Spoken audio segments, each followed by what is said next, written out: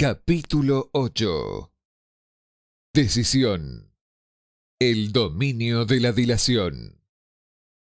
El séptimo paso hacia la riqueza. Un análisis efectuado sobre más de 25.000 hombres y mujeres que habían experimentado el fracaso puso en evidencia el hecho de que la falta de determinación era casi siempre el factor que encabezaba la lista de las 31 grandes causas de fracaso. La dilación, lo contrario de la decisión, es un enemigo común que deben superar casi todas las personas. Usted se encontrará con la oportunidad de poner a prueba su capacidad para tomar decisiones rápidas y concretas cuando termine de leer este libro y esté listo para poner en práctica los principios aquí descritos. El análisis de varios cientos de personas que habían acumulado fortunas bastante más allá de la marca del $1.000.000 puso de manifiesto el hecho de que cada una de ellas tenía el hábito de tomar decisiones con rapidez y de cambiarlas con lentitud, siempre y cuando se viera la necesidad de esto. Las personas que no logran acumular dinero tienen, invariablemente, el hábito de tomar decisiones, si es que las toman, muy lentamente, y de cambiar esas mismas decisiones con rapidez y frecuentemente. Una de las cualidades más notables de Henry Ford era su costumbre de tomar decisiones rápidas y definitivas, y de cambiarlas con lentitud. Esta cualidad era tan pronunciada en el señor Ford que le hizo ganarse la reputación de ser un hombre obcecado. Fue justamente esa cualidad la que le hizo continuar con la fabricación de su famoso modelo T, el coche más feo del mundo, en un momento en que todos sus consejeros y muchos de los compradores del coche le estaban pidiendo que lo modificara. Quizás Ford se retrasó demasiado en efectuar el cambio, pero la otra cara de la moneda es que la firmeza de su decisión le permitió obtener una tremenda fortuna antes de que se hiciera necesario cambiar el modelo. No cabe duda alguna de que la costumbre del señor Ford de tomar decisiones definitivas llegó a asumir la proporción de la obstinación, pero esa misma cualidad es preferible a la lentitud cuando llega la hora de tomar decisiones, y a la rapidez a la hora de cambiarlas. Consejos sobre la toma de sus propias decisiones. La gran mayoría de la gente que no logra acopiar dinero suficiente para cubrir sus necesidades suele verse, por lo general, fácilmente influida por las opiniones de los demás. Esas personas permiten que los periódicos y las murmuraciones de los vecinos afecten sus pensamientos. Las opiniones son los bienes más baratos que existen en el mundo. Todos tienen un cerro de opiniones preparadas para comunicárselas a cualquiera que se parezca dispuesto a aceptarlas. Si usted se deja influir por las opiniones cuando se trata de tomar decisiones, no tendrá éxito en ninguna empresa y, mucho menos, en la de convertir su propio deseo en dinero. Si permite que las opiniones de los demás lo influyan, llegará a no poseer deseos propios. Cuando empiece a poner en práctica los principios descritos aquí, guíese por su propio consejo, tome sus propias decisiones y aténgase a las mismas. No confíe en nadie más que en los miembros de su equipo de trabajo y asegúrese de haberlos escogido correctamente, eligiendo solo a quienes estén en completa alineación con su meta y que muestren simpatía con ella. A menudo, los amigos íntimos y los parientes ponen obstáculos por medio de opiniones, aunque no sea esa la intención. A veces lo hacen incluso a través del ridículo, con la idea de que sea humorístico. Hay miles de mujeres y hombres que sufren de complejos de inferioridad durante toda la vida, justamente porque alguien, bien intencionadamente, pero con ignorancia, destruyó su confianza en sí misma mediante las opiniones o el ridiculizar. Usted dispone de una mente y un cerebro únicos. Utilícelos y tome sus propias decisiones. Si lo que busca son hechos o la información de otras personas que le permitan tomar sus decisiones, como sucederá en numerosos casos, lleve a cabo esos hechos o asegúrese con discreción de la información que necesita, sin descubrir cuáles son sus objetivos.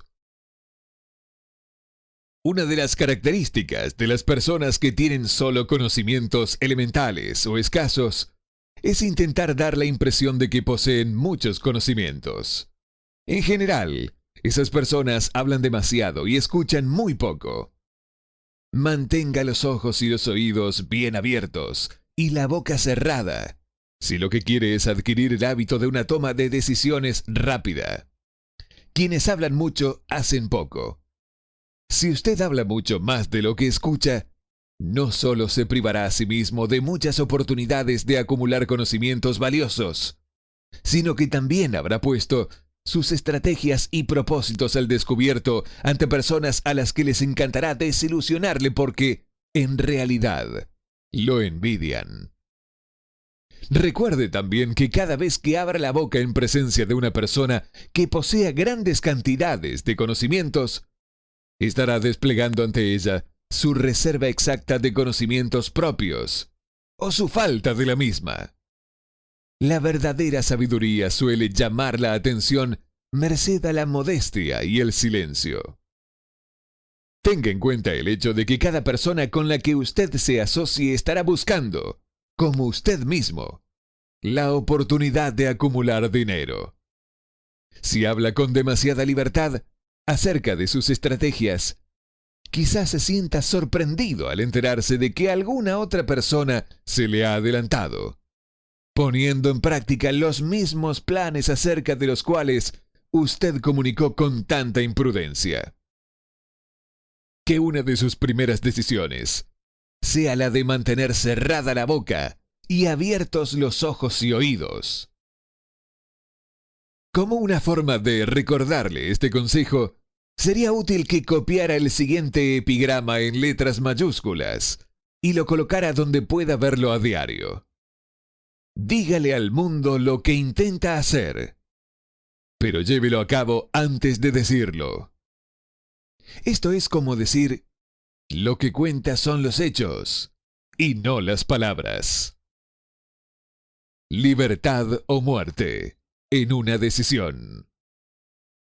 El valor de toda decisión depende del coraje que se necesite para ejecutarla.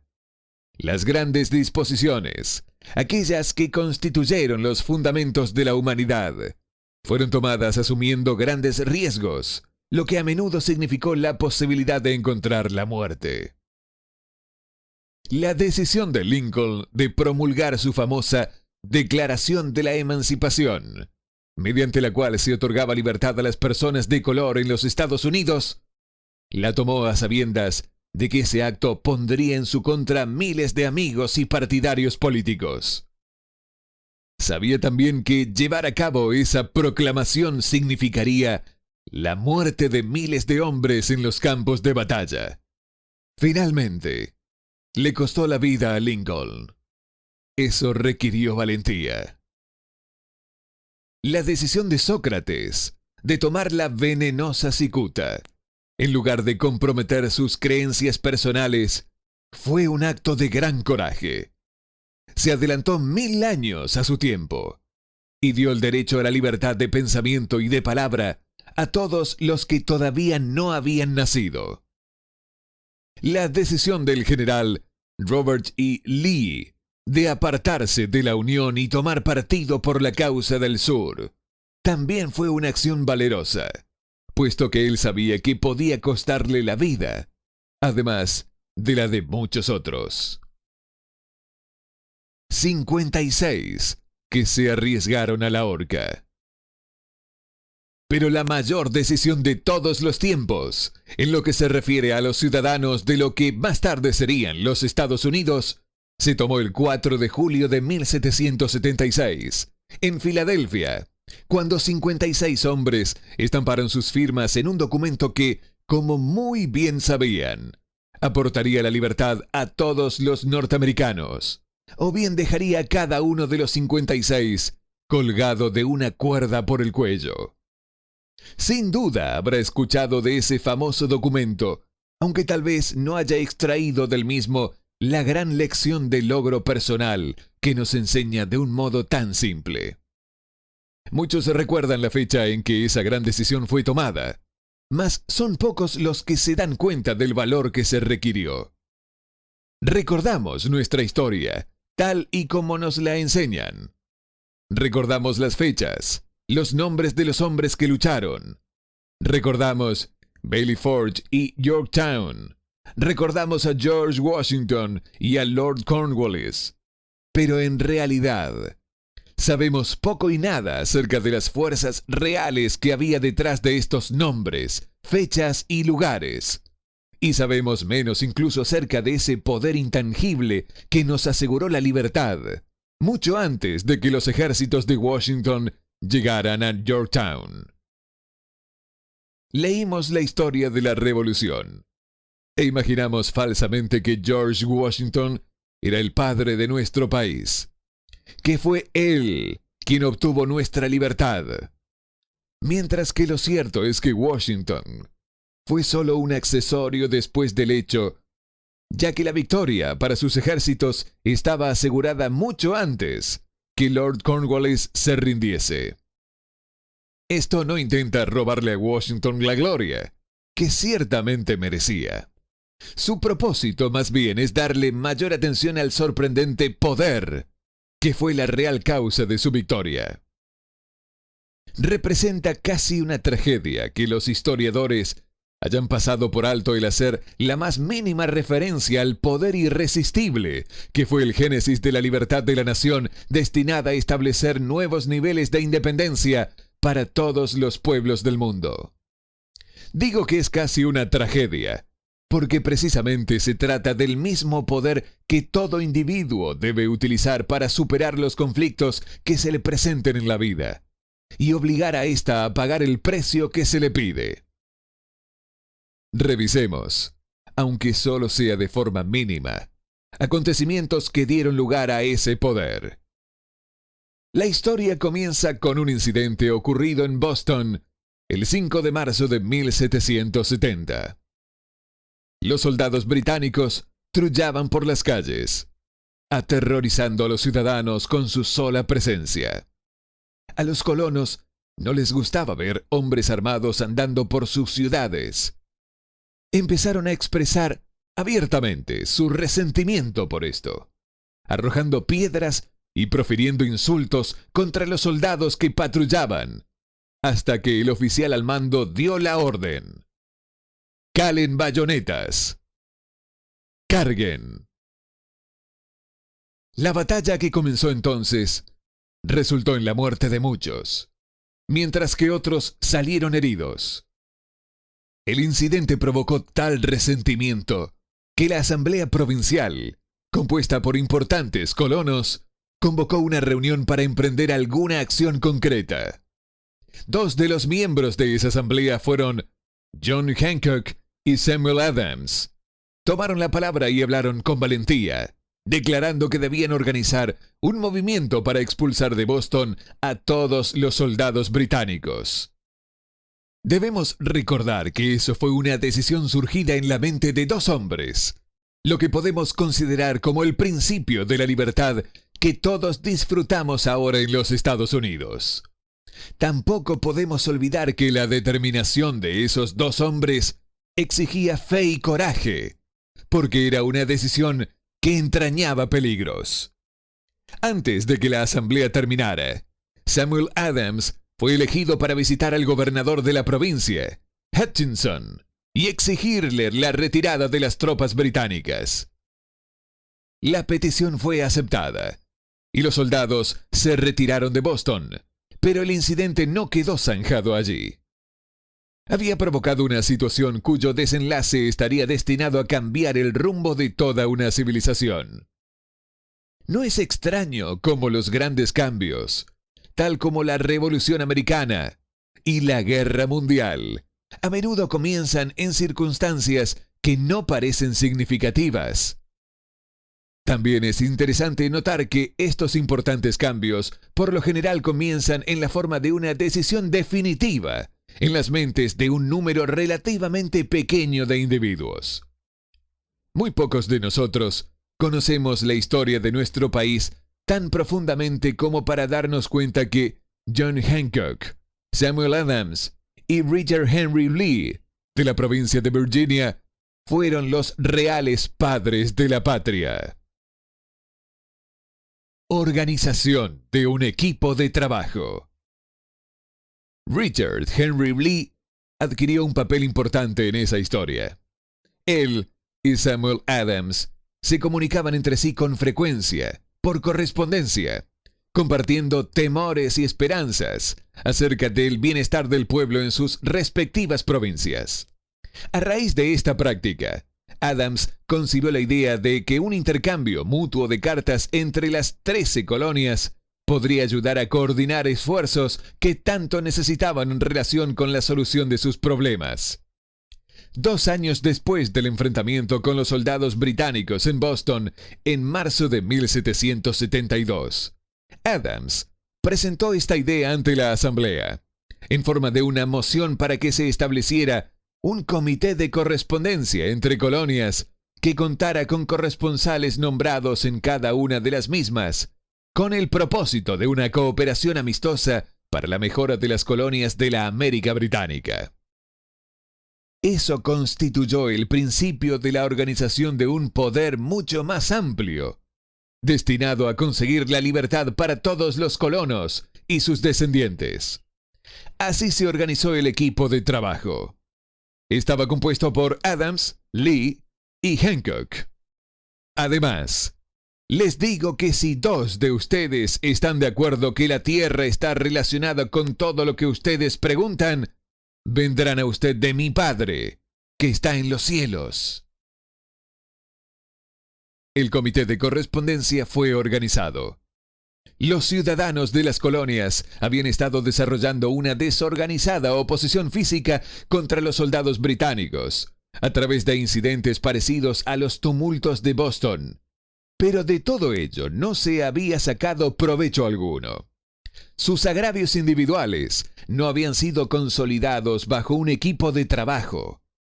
Ningún grupo tenía puestos sus corazones, mentes, almas y cuerpos juntos en una determinación concreta para solucionar de una vez y por todas su dificultad con los británicos hasta que Adams, Hancock y Lee se pusieron a trabajar en conjunto.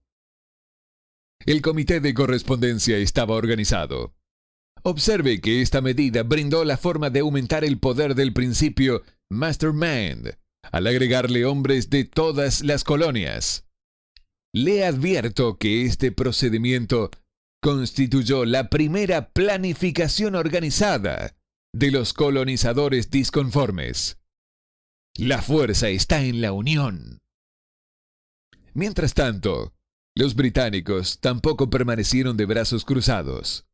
También ellos se dedicaron a efectuar una planificación y a formar equipos de trabajo propios, con la ventaja de contar con el dinero y con un ejército organizado. Una decisión que cambió la historia. La corona nombró a Gage para sustituir a Hutchinson como gobernador de Massachusetts. Una de las primeras acciones del nuevo gobernador fue llamar a Samuel Adams por medio de un mensajero, para intentar detener su oposición, merced al temor. Comprenderemos mucho mejor el espíritu de lo que sucedió si citamos la conversación sostenida entre el coronel Fenton, el mensajero enviado por Gage y el propio Adams. Coronel Fenton: he sido autorizado por el gobernador Gage para asegurarle, señor Adams, de que el gobernador ha sido dotado de amplios poderes para conferirle a usted tantos beneficios como le sean satisfactorios. Intento de ganarse a Adams con la promesa de sobornos, con la condición de que abandone usted su oposición a las medidas del gobierno.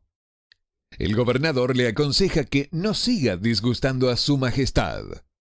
Su conducta le hace acreedor a los castigos previstos en una ley de Enrique VIII, por la que se puede enviar a Inglaterra a las personas para que sean juzgadas allí por traición, o encarceladas a discreción del gobernador de una provincia. Pero si usted cambia su política, no solo obtendrá grandes ventajas personales, sino que además estará en paz con el rey. Samuel Adams tenía que escoger entre dos decisiones: cesar en su oposición y recibir recompensas personales por ello, o continuar y correr el riesgo de morir en la horca. Evidentemente, había llegado el momento en que Adams se veía obligado a tomar una determinación que podía resultar fatal. Adams insistió en que el coronel Fenton, bajo palabra de honor, le transmitiría al gobernador su respuesta, repitiendo con toda exactitud las mismas palabras que le dijera. La contestación de Adams fue: dígale al gobernador Gage que confío desde hace mucho tiempo en estar en paz con el Rey de Reyes. Ninguna consideración personal me inducirá a abandonar la justa causa de mi país. Y dígale al gobernador Gage que Samuel Adams le aconseja no continuar insultando los sentimientos de un pueblo exasperado. Parece ser innecesario hacer algún comentario sobre el carácter de este hombre. Debe ser evidente para cualquier lector de este sorprendente mensaje que su emisor poseía lealtad de la mayor clase. Esto es importante. Los chantajistas y los políticos deshonestos han prostituido el honor por el cual un hombre como Adams murió. Cuando el gobernador Gage recibió la cáustica respuesta de Adams, montó en cólera y promulgó una proclama en la que se decía: el abajo firmante, en representación de su majestad, ofrece y promete su más gracioso perdón a todas aquellas personas que a partir de ahora abandonen las armas y regresen a los deberes propios de súbditos pacíficos. Las únicas excepciones del beneficio de tal perdón son Samuel Adams y John Hancock, cuyas ofensas, de naturaleza demasiado flagrante, no admiten otra consideración que la de un castigo adecuado. Podríamos decir que tanto Adams como Hancock se encontraban en aprietos. La amenaza del airado gobernador obligó a los dos hombres a tomar otra decisión, igualmente riesgosa. Convocaron una apresurada reunión de sus más fieles seguidores. Una vez que todos estuvieron presentes, Adams cerró la puerta con llave, se la metió en el bolsillo y les informó que era imperativo organizar un congreso de los colonos y que nadie abandonaría aquella habitación hasta que se hubiera tomado la decisión de convocar dicho congreso. A este anuncio siguió otra gran excitación. Algunos sopesaron las posibles consecuencias de tal radicalismo. Otros expresaron graves dudas en cuanto a la prudencia y la conveniencia de una decisión tan definitiva que desafiaba manifiestamente a la corona. Encerrados en aquella habitación había dos hombres inmunes al miedo, ciegos ante la posibilidad del fracaso: Hancock y Adams. Gracias a la influencia de sus mentes, los demás fueron inducidos a aceptar que se debían establecer acuerdos, a través del Comité de Correspondencia, para convocar el primer Congreso Continental, que se celebraría en Filadelfia el 5 de septiembre de 1774. Vale la pena recordar esta fecha. Es mucho más importante que la del 4 de julio de 1776. Si no se hubiera tomado la decisión de convocar un Congreso Continental, tampoco se hubiese llevado a cabo la firma de la Declaración de la Independencia. Antes que la primera reunión del nuevo Congreso se celebrara, otro líder, que se encontraba en otra parte del país, estaba profundamente enfrascado en la tarea de publicar una sucinta exposición de los derechos de la América Británica. Se trataba de Thomas Jefferson, de la provincia de Virginia, cuyas relaciones con Lord Dunmore, representante de la corona en Virginia, eran tan tensas como las de Hancock y Adams con su gobernador. Poco después de que se publicara su sucinta exposición de los derechos, Jefferson fue informado de que existía la orden de perseguirlo por alta traición contra el gobierno de su majestad. Inspirado por la amenaza, uno de los colegas de Jefferson, Patrick Henry, expresó con claridad lo que pensaba y concluyó sus observaciones con una frase que se ha hecho clásica desde entonces. Si esto es traición, que sea la mayor de todas. Fueron seres como estos los que, sin poder, sin autoridad, sin ejército ni dinero, tomaron asiento en una solemne consideración del destino de las colonias, dando inicio así a la apertura del primer Congreso Continental que continuaron celebrando cada 2 años, hasta que el 7 de junio de 1776, Richard Henry Lee se levantó, se dirigió a la presidencia y, ante el asombro de la asamblea, expuso la siguiente moción. Caballeros, presento la moción de que estas colonias unidas son, y deben ser por derecho, estados libres e independientes, absueltos de toda alianza con la corona británica, y que toda conexión política entre ellos y el país del Reino Unido está disuelta, y así debe quedar. La decisión más trascendental jamás escrita sobre papel. La asombrosa moción de Lee fue discutida con tanta pasión y durante tanto tiempo que él empezó a perder la paciencia. Después de días de discusiones, volvió a ocupar el estrado de oradores y declaró, con una voz clara y firme: Señor presidente, hace días que llevamos discutiendo este tema. Es la única línea de acción que podemos seguir. ¿Por qué, entonces, retrasarlo más? ¿Por qué continuar deliberando? Que este día feliz de nacimiento a una república americana, que se enarbole no para devastar y conquistar, sino para restablecer el reino de la paz y de la ley. Los ojos de Europa están puestos sobre nosotros. Ella exige de nosotros un ejemplo viviente de libertad, que puede mostrar un contraste en la felicidad del ciudadano a la siempre creciente tiranía. Antes de que se votara su moción, Lee fue llamado a Virginia debido a una grave enfermedad familiar, pero antes de marcharse, dejó la causa en manos de su amigo Thomas Jefferson, quien le prometió luchar hasta que se cumpliera una acción favorable. Poco después, el presidente del Congreso, Hancock, nombró a Jefferson presidente de un comité que se abocaría a redactar la Declaración de Independencia. El comité trabajó arduamente en la redacción de un documento que, cuando fuera aceptado por el Congreso y firmado por cada uno de los congresistas, significaría una condena de muerte para todos los firmantes en el caso de que las colonias perdieran en la batalla que, sin lugar a dudas, estallaría entre ellas y el Reino Unido. Se redactó el documento y la versión original del mismo fue leída el 28 de junio ante el Congreso. Durante varios días se discutió, alteró y preparó su redacción definitiva. El 4 de julio de 1776, Thomas Jefferson se levantó ante la asamblea y, sin el menor temor en su voz, leyó la decisión más trascendental escrita nunca sobre papel.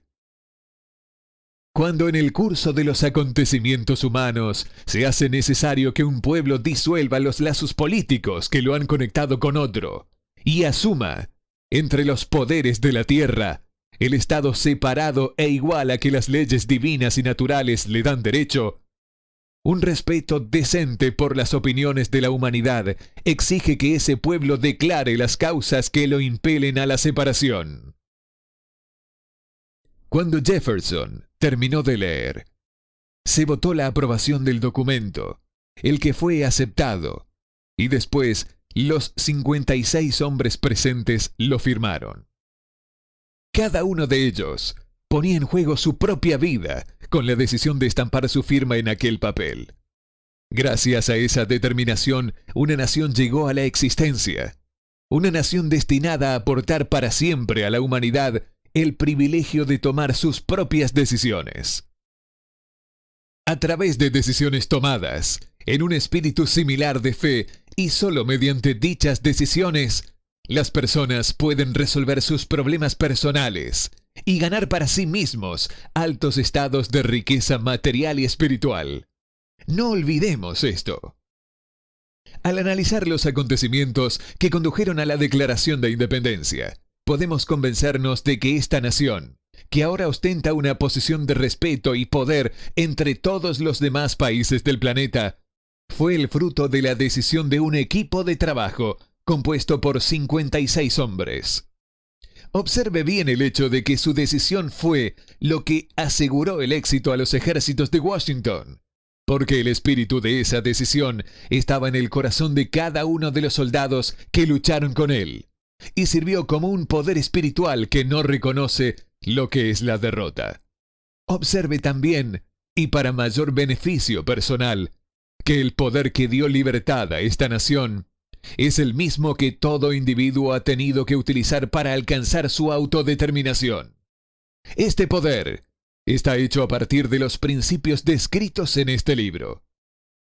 No resulta dificultoso detectar, en la historia de la Declaración de Independencia, al menos 6 de estos principios: deseo, decisión, fe, perseverancia, equipo de trabajo y planificación organizada.